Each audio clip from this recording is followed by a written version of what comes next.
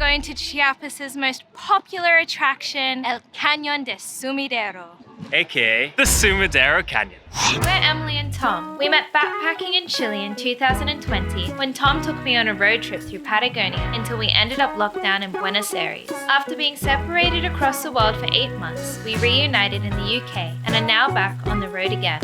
Hey guys, I'm Emily. I'm Tom. I'm from Australia. I'm from England. And welcome to our channel. After 2 weeks of soaking up the sun and surf in Puerto Escondido, You can watch our full budget guide here. we took a night bus to Oaxaca to pick up our still broken laptop. And to sort out some unfortunate visa issues. We'll be bringing a video out on that later. And then another night bus to the charming city of San Cristobal De Las Casas. The city itself here is beautiful, and there's a ton to do here, including experiencing some pretty unique cultures. However, the most popular activity here is to visit El Cañon del Sumidero, aka the Sumidero Canyon. We just love natural wonders, so we had to check it out. In this video, we want to share our experience with you and tell you everything you need to know before visiting. There are a ton of different tour operators here offering the tour to the canyon, so make sure you shop around. Look for tours that include pick-up and drop-off, the boat tour, the different miradors or viewpoints, and the visit to the little town of Chiapa de Corzo. The cheapest place to find the tour seems to be in town rather than online, so look along the main tourist strip, which is Real de Guadalupe. The tours along this strip seem to range from 370 to 450 pesos. We just went for the cheapest one, so our tickets cost 370 pesos to be picked up just over there tomorrow morning. Tour buses pick you up between 8:45 a.m. and 9, either from the main square or from the place that you're staying at. Our bus is here, so let's go. No, are we meant to be going with you? ¿YouTuber? Ok, ahí me graba, Vamos, que salga todo bien, ¿sale? Turns out we got on the wrong bus, so we're having to change bus because we followed the wrong bus.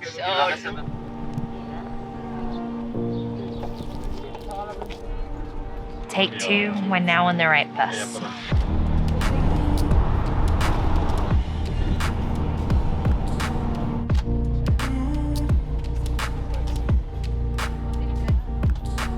The canyon itself is just outside Tuxtla Gutiérrez, where we are right now. Despite that, it's still apparently cheaper to take the tour from San Cristobal De Las Casas. So we've just arrived in the national park. It took an hour and 20 minutes. Our first stop is the first Mirador, so let's go take a look. This is called Mirador Saber.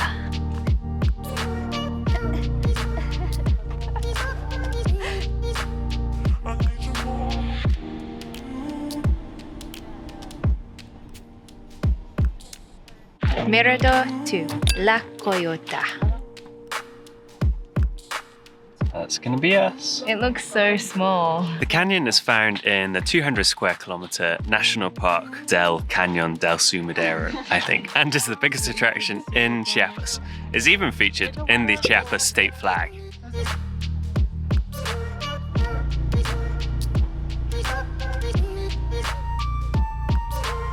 And finally, Mirador number 3, La Chiapa.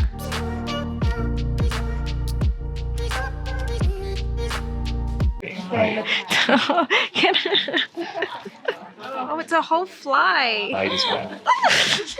The canyon itself is about 35 million years old and was formed by the river winding its way through the landscape. It's 13 kilometers long and the tallest walls are 1 kilometer high. Crazy.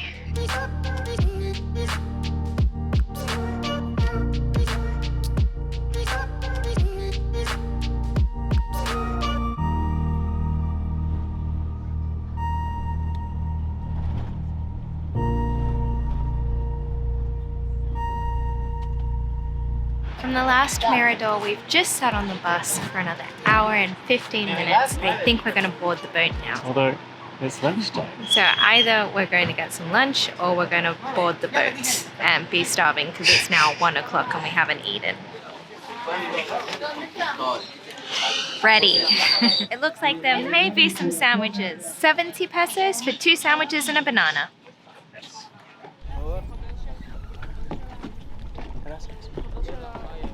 Although the water seems calm now, it was not always the case. The current used to be strong and dangerous until they built this hydroelectric dam in 1980. I think we've just stopped at the snack boat. Boat tour is the important bit of the tour, the best bit of the tour, and it takes us along the spectacular Rio Grijalva River. If we're lucky, we should be able to see crocodiles, spider monkeys, other reptiles and species of birds. I love animals, so I'm so excited. She might get eaten by a crocodile. No.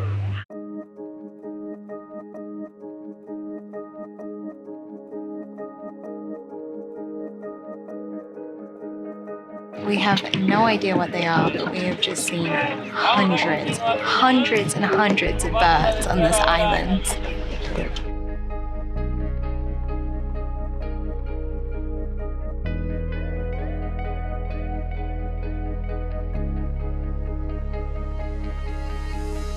Arbol de Navidad, or the Christmas tree, is a 750-meter high limestone formation. Unfortunately, the best time to see it is during the raining season, where there's usually a waterfall that runs down it.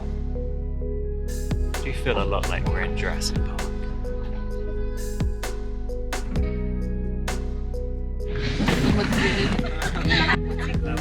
It's raining!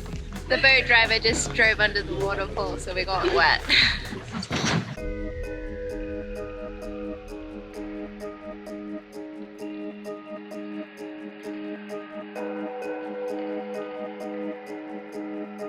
We've just reached La Cueva de Colores, the Cave of the Colors. This has been turned into a chapel, apparently. It's pink, which is the result of different minerals. In a couple of days on December 12th, people will gather here and have a floating mast to celebrate the Virgin of Guadalupe. Despite the efforts, there is still a lot of rubbish, and it groups together in places like the caves. Here is the tallest part of the canyon. It's 1 kilometer high. It just keeps going up and up.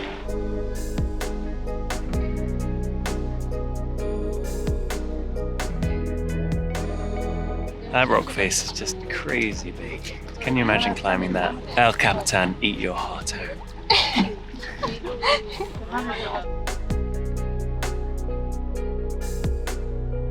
So cool. I've never seen crocodiles that big before. There's 3 massive ones on the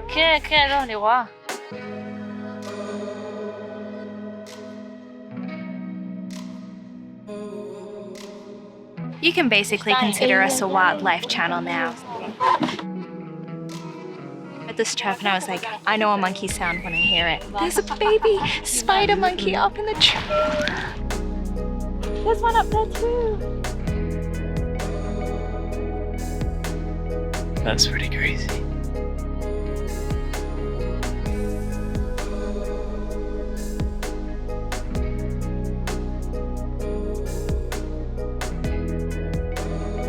Tom did some excellent Spanish translation, and we think that thing is called the little seahorse.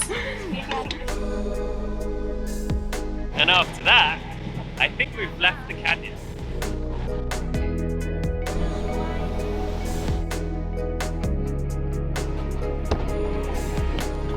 Our final stop was a little town on the bank of the river called Chiapa de Corzo, which is considered one of Mexico's magical towns, or pueblos mágicos. Pueblos mágicos are small towns located throughout Mexico that are considered special for their magical cultural value. They're either traditional villages or have a lot of natural beauty. ¡Qué lindo! Bendiciones, chicos.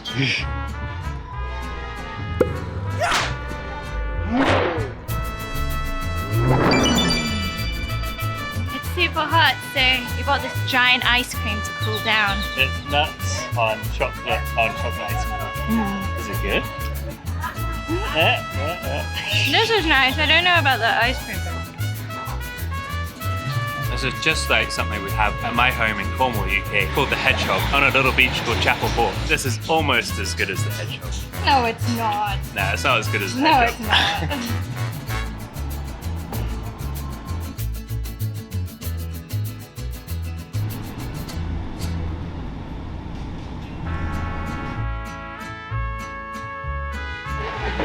it's not.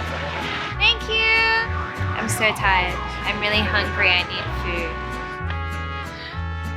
It's been a long day.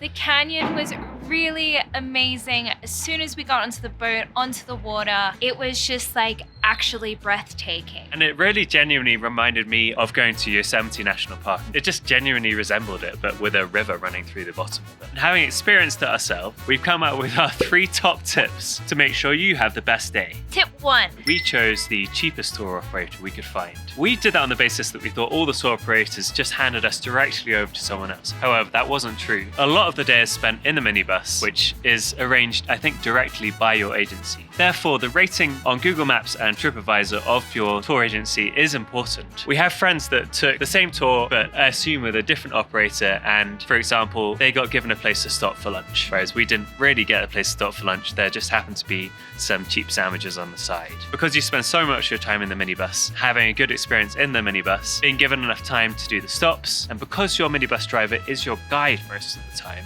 having a good minibus driver guide will make your day even better. Tip number 2. San Cristobal De Las Casas is quite cold because of the altitude, but as soon as you start descending the mountain into Tuxtla, it becomes ridiculously hot. And I was in jeans and a t-shirt and it was far too warm. So even though it's cold up here, I would recommend wearing shorts and a t-shirt. You'll be the perfect temperature. Bring a jumper just in case you get a little bit cold, but you really won't, I don't think. Tip 3. You'll see this in some reviews, but the tours are in Spanish. And as I said before, the guides are just drivers, so they're not people that can speak English. And that's totally fine. But it's particularly something to be aware of when they give you directions and instructions for where to meet them. When we were in the little town towards the end, he gave us instructions about where to meet him, and we had no idea what he said. And all the other non-Spanish speakers were equally as confused. And I think probably even some of the Spanish speakers. Make sure that when they give you directions about where to meet them and things like that, you clarify either with them or with someone that understands their Spanish really well.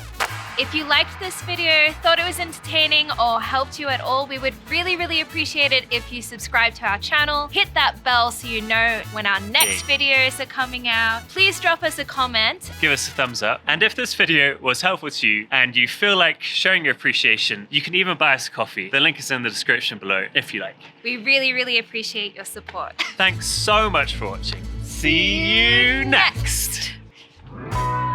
There just happens to be YouTubers almost as famous as us in that. Guys, calm down. We're just here. They're called La Cotoriza. Doesn't anyone want us? You should start lining up here if you would like to.